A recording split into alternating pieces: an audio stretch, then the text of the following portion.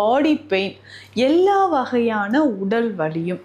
திடீர்னு நமக்கு வந்து பார்த்தோம்னா, மசில் ஸ்பாசம் மாதிரி நிறைய பேருக்கு பகுதியில வலி இருக்கு. தசைகள் பிடிச்சிருக்கு. முதுகு பகுதியில தசைகள் பிடிச்சிருக்கு. கேஸ் ட்ரபிள் மாதிரி இருக்குங்க. இந்த பெயின் வந்து ஷிஃப்ட் ஆகிட்டே இருக்கு. முதுகு பகுதியில இருக்கு, நெஞ்சு பகுதியில வலிக்குது, திடீர்னு கீழ் முதுகுல வலிக்குது. இந்த மாதிரி மூட்டுக்களில் ஏற்படக்கூடிய வலி. அப்போ உடல் முழுவதுமே ஒரு வலி இருந்துச்சுன்னா, ரொம்ப சிம்பிளா நம்ம என்னென்ன ஃபாலோ பண்ணணும், ரொம்ப அசதியா இருக்கு, சோர்வா இருக்கு, அடிச்சு போட்ட மாதிரி இருக்கு, நைட்டு தூங்கினாலும் எனக்கு வந்து தூக்கம், காலையில எந்திரிச்சோடனே சரியான ஒரு தூக்கம் இல்லாத மாதிரி ஒரு உணர்வு, இந்த மாதிரி பிரச்சனைகள் நிறைய பேருக்கு இருக்கு.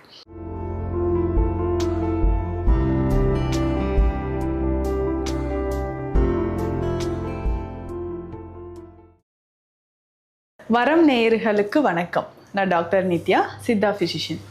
நிறைய பேர் என்கிட்ட கேட்ட ஒரு கொஷின், டைரெக்டாக வரும்போதும் சரி, கமெண்ட்லையும் கேட்குறீங்க, பாடி பெயின், எல்லா வகையான உடல் வலியும். திடீர்னு நமக்கு வந்து பார்த்தோம்னா, மசில் ஸ்பாசம் மாதிரி நிறைய பேருக்கு தெரியுது. இடுப்பு பகுதியில் வலி இருக்குது, தசைகள் பிடிச்சிருக்கு, முதுகு பகுதியில் தசைகள் பிடிச்சிருக்கு, கேஸ் ட்ரபிள் மாதிரி இருக்குங்க. இந்த பெயின் வந்து ஷிஃப்ட் ஆகிட்டே இருக்குது. முதுகு பகுதியில் இருக்குது, நெஞ்சு பகுதியில் வலிக்குது, திடீர்னு கீழ் முதுகில் வலிக்குது அப்படின்னு சொல்லுவாங்க. இதை தாண்டி இன்னும் பெயின் அப்படின்னு சொல்கிறது, வலிகள் அப்படின்னு சொல்கிற விஷயம் ஆர்த்தோ ரிலேட்டடாக வரக்கூடியது.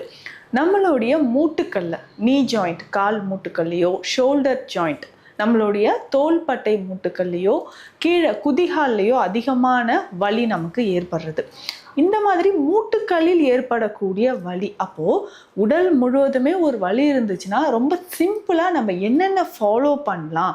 ஸோ மருத்துவ முறை அப்படின்னு நம்ம போகிறதுக்கு முன்னாடி இதெல்லாம் நம்ம ட்ரை பண்ணலாம். இல்லைங்க, ஏற்கனவே இந்த மெடிசன்ஸ்லாம் நான் சாப்பிட்றேன், சித்த மருந்துமோ இல்லை வேற்று மருந்துகளோ நான் சாப்பிட்டுட்ருக்கிறேன்னா, அந்த மருந்துகளோடையே இதையும் நம்ம ஃபாலோ பண்ணால் வலிகள் வந்து நமக்கு குறைய ஆரம்பிக்கும். பொதுவாக வலிகள் அப்படின்னு சொல்கிறது, நமக்கு உடலில் நரம்புகள் சம்மந்தப்பட்டு வரக்கூடிய வலிகள் இருக்கலாம். ஸோ நியூராலஜிக்கல் பெயின் அப்படின்னு சொல்கிறோம், இல்லை ஆர்த்தோ ரிலேட்டடாக வரக்கூடிய வலிகள். உள்ள நமக்கு ஏதாவது இன்ஃப்ளமேஷன் இருந்தால் அது நமக்கு பெயின் மூலயமா, ரெஃபர்ட் பெயின் அப்படின்னு சொல்லுவாங்க. ஸோ பெயின் மூலயமா, வலிகள் மூலயமாவும் நமக்கு தெரியுது. இந்த மாதிரி வலிகளுக்கான ஒரு மெடிசன் அப்படின்னு சொல்லலாம். அதுக்கப்புறம் ரொம்ப அசதியாக இருக்குது, சோர்வாக இருக்குது, அடிச்சு போட்ட மாதிரி இருக்குது, நைட்டு தூங்கினாலும் எனக்கு வந்து தூக்கம், காலையில் எந்திரிச்சோடனே சரியான ஒரு தூக்கம் இல்லாத மாதிரி ஒரு உணர்வு, இந்த மாதிரி பிரச்சனைகள் நிறைய பேருக்கு இருக்குது. சரி, இப்போ டோட்டலாகவே நமக்கு ஒரு அலுப்பு இருந்துக்கிட்டே இருக்குது, இந்த வலிகள் இருக்குது, என்ன செய்யலாம்? பொதுவாக நமக்கு டைஜஷன் ப்ராப்ளம் இருந்தால் இந்த மாதிரி இருக்கும். மூட்டுக்கல்ல அதிகமான எலும்பு தேய்மானம் இருக்கும்போது இருக்கும். தாங்க முடியாத தலைவலி அப்படின்னு ஒரு சிலர் சொல்லிக்கிட்டே இருப்பாங்க. மைக்ரேன் அப்படின்னு சொல்லக்கூடிய ஒற்றை தலைவலி நிறைய பேருக்கு இருக்குது. இந்த மைக்ரேன் இருக்கும்பொழுது நம்மளாவே இருக்க முடியாது. திடீர்னு ப்ரெஷர் அதிகமாகுது, டென்ஷன் அதிகமாகுது, வெயிலில் போயிட்டு வந்தாங்க, ஆரம்பித்த தலைவலி 3 நாள் 4 நாள் ஆகியும் இருக்குது.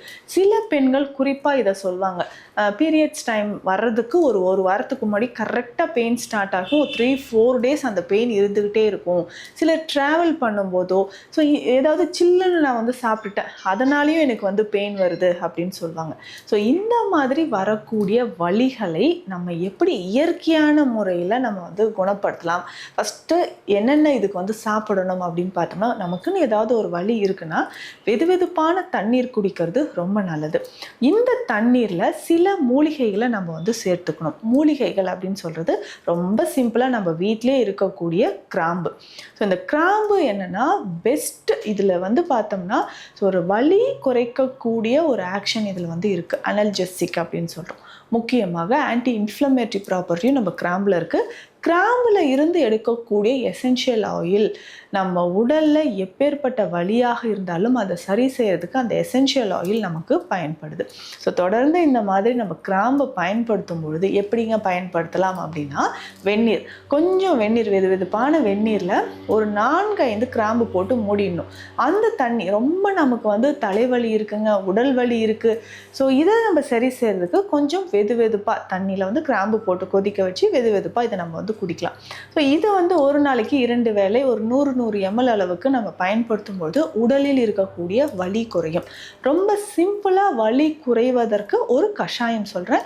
இந்த கஷாயம் பார்த்தோம்னா நம்ம வந்து சூடாக குடிக்கும்பொழுது உடலில் இருக்கக்கூடிய வலிகள் குறையும். மூட்டுக்களில் இருக்கக்கூடிய வலியாக இருந்தாலும், தலைவலியாக இருந்தாலும் சரி, தோள்பட்டை வலி, தாங்க முடியாத கழுத்து மற்றும் இடுப்பு பகுதியில் ஏற்படக்கூடிய வலிகள், இத்தனை வலிகளையும் சரி செய்கிறதுக்கு ரொம்ப சிம்பிளான ஒரு மெடிசன் வீட்டிலேயே நம்ம பயன்படுத்தலாம். ஒரு வாரம் நம்ம பயன்படுத்தினாலே நல்ல இம்ப்ரூவ்மெண்ட் தெரிய ஆரம்பிக்கும். சரி, இதில் என்னென்ன மூலிகைகள் சேர்க்கலாம்ன்றதும் நான் சொல்கிறேன். மூலிகைகள் சொல்லும்போது நான் இப்போ சொன்ன கிராம்பு ரொம்ப முக்கியமான ஒரு மூலிகை. கிராம்பு ஒரு 50 கிராம் எடுத்துக்கணும். பெருஞ்சீரகம் அப்படின்னு சொல்லக்கூடிய சோம்பு ஒரு 50 கிராம். அதுக்கப்புறம் தாண்டிக்காய். தாண்டிக்காய்ன்னு சொல்லும்போது இந்த திரிஃபலால இதுவும் ஒன்று. கடுக்காய், நெல்லிக்காய், தாண்டிக்காய் அப்படின்னு சொல்கிறோம். இந்த தாண்டிக்காய் நல்ல தோற்பு சுவை இருக்கக்கூடியது. அதே மாதிரி நம்ம உடலில் இருக்கக்கூடிய தேவையற்ற கழிவுகளை வெளியேற்றும். பொதுவாக நம்ம உடலில் இருக்கக்கூடிய கழிவுகள் வெளியேறினாவே ஜாயின்ஸ்லையும் சரி, போன்ஸ்லையும் சரி, ஜாயின்ஸ் இதுலேயும் மற்றும் ரத்தத்தில் இருக்கக்கூடிய கழிவுகள் வெளியேறிச்சுனாவே நமக்கு வலிகள் குறைய ஆரம்பிச்சிடும். அப்போது இதுக்கு வந்து தாண்டிக்காய் தேவைப்படுது. தாண்டிக்காய் எவ்வளவு தேவைன்னா ஒரு 50 கிராம் அளவுக்கு போதுமானது. அடுத்ததாக பார்த்தோம்னா சிற்றரத்தைன்னு சொல்லும்பொழுது நம்ம உடலில் முக்கியமாக நுரையீரலில் இருக்கக்கூடிய சளியை வெளியேற்றும். வலியை குறைப்பதற்கு சிற்றரத்தை ரொம்ப முக்கியமான ஒரு மூலிகைன்னு சொல்லலாம். இதற்கூட நம்ம என்னென்னா தனியா எடுத்துக்கணும். இது எல்லாமே 50 கிராம், தனியா மட்டும் 100 கிராம் எடுத்து வச்சுக்கணும். ஸோ இது எல்லா மூலிகையும் லேசாக வறுத்து நம்ம எடுத்து வச்சுட்டு இதை வந்து ஒரு 1/2 ஸ்பூன் அளவு எடுத்து தண்ணீரில் போட்டு நல்லா கொதிக்க வைக்கணும். இதனோட டெய்லி நம்ம 2 பல் பூண்டு தட்டி அந்த தண்ணீர்லேயே போட்டுருங்க. ஸோ ஒரு 1/2 ஸ்பூன் இந்த பொடியை எடுத்து ஒரு 1.5 கிளாஸ் 2 கிளாஸ் தண்ணீரில் போட்டு நல்லா கொதிக்க வச்சு 1 கிளாஸ் வர வரைக்கும் கொதிக்க வைக்கணும். தண்ணீர் வந்து சேர்த்தது பிறகு 2 பல் பூண்டை தட்டி இதில் போட்டுட்டு ஒரு சின்ன துண்டு கருப்பட்டியோ இல்லை நாட்டு சர்க்கரையோ சேர்த்துக்கலாம் ஸ்வீட்டுக்கு. ஸோ இதை நல்லா கொதிக்க வச்சு வடிகட்டி நம்ம குடிக்கணும். ஸோ இது எதற்காக அப்படின்னு பார்த்தோம்னா நம்ம உடலில் இருக்கக்கூடிய வலிகள், முக்கியமாக ஆர்த்தோ ரிலேட்டட் ப்ராப்ளம், மூட்டுக்களில் ஏற்படக்கூடிய வலியை குறைப்பதற்கு நமக்கு இந்த கஷாயம் ரொம்ப ரொம்ப சிறந்ததாக நமக்கு பயன்படுது. கஷாயம் முறைகள் அப்படின்னு சொல்லும்போது இன்ஸ்டண்ட்டாக நமக்கு ஒரு ரிலீஃப் கிடைக்கிறதுக்கு தான் இந்த கஷாய முறைகள் இருக்குது. ஸோ எந்த வகையான கஷாயம் குடித்தாலும் ஈஸியாக நம்ம உடலில் அப்சார்ப்ஷன் அது நடக்கும். ஸோ அந்த வகையில் இந்த வலி நிவாரணி கஷாயத்தை நம்ம பயன்படுத்தும் பொழுது உடலில், மூட்டுக்களில் தலைவலி அதிகமாக இருக்குது அப்படின்னா இந்த கஷாயம் எல்லாமே நம்ம பயன்படுத்திக்கலாம். ஸோ தொடர்ந்து இந்த கஷாயத்தை நம்ம பயன்படுத்த நம்ம உடலில் இருக்கக்கூடிய ஆற்றல் அதிகரிக்க ஆரம்பிக்கும். ஸோ 7 சக்ராஸ் இருக்கு இல்லையா? ஸோ 7 சக்ராஸ்லையுமே வந்து பார்த்தோம்னா நம்ம உடல், முக்கியமாக இந்த மூலாதார சக்ரா தான் பேக் பெயினுக்கு வந்து ரொம்ப காரணம் சொல்லலாம். இடுப்பு பகுதியில் இருக்கக்கூடிய வலிகளை குறைப்பதற்கு இந்த சக்ராஸ் நமக்கு ரொம்ப ரொம்ப யூஸ்ஃபுல்லாக இருக்கும். ஸோ அதே மாதிரி நம்ம உடல் நரம்புகள் தொடர்பான வலிகள் இருக்குது, ஆஸ்டியோ ஆர்த்ரைட்டிஸ் இருக்குது, இல்லை ரொமட்டாய்டு ஆர்த்ரைட்டிஸ் இருக்குது. இந்த மாதிரி ஆர்த்ரைட்டிஸ் தொடர்பான வலிகளை சரி செய்கிறதுக்கும் நமக்கு இந்த கஷாயம் பயன்படுது. இதை தாண்டி நம்ம உணவு முறைகளில் நம்ம பெயின் ரிலீஃப்க்கு என்னெல்லாம் பண்ணலாம் பார்த்தோம்னா, ஸோ முதல்ல நம்ம அதிகமான உப்பு சுவை இருக்கக்கூடியதோ எண்ணெய் சார்ந்த உணவுகளையோ நம்ம அவாய்ட் பண்ணிக்கலாம். இதனோட வேறு என்ன சேர்த்து சாப்பிட்டா வலிகள் குறையும் அப்படின்னா தினமும் 2 வெற்றிலை போதுமானது. ஸோ 2 வெற்றிலையே காலையிலே நம்ம வந்து நல்லா மென்று அந்த சாரை வந்து விழுங்கணும். இல்லைன்னா இதனோட 2 வெற்றிலை, ஒரே ஒரு கிராம்பு, இதை வந்து காலையில் வெறும் வயிற்றுல மென்னுட்டு வரணும். இல்லைங்க எனக்கு அசிடிட்டி இருக்குது, அல்சர் இருக்குன்னா அவங்க கிராம்பை தவிர்த்துட்டு வெற்றிலை மட்டும் சாப்பிட்லாம்.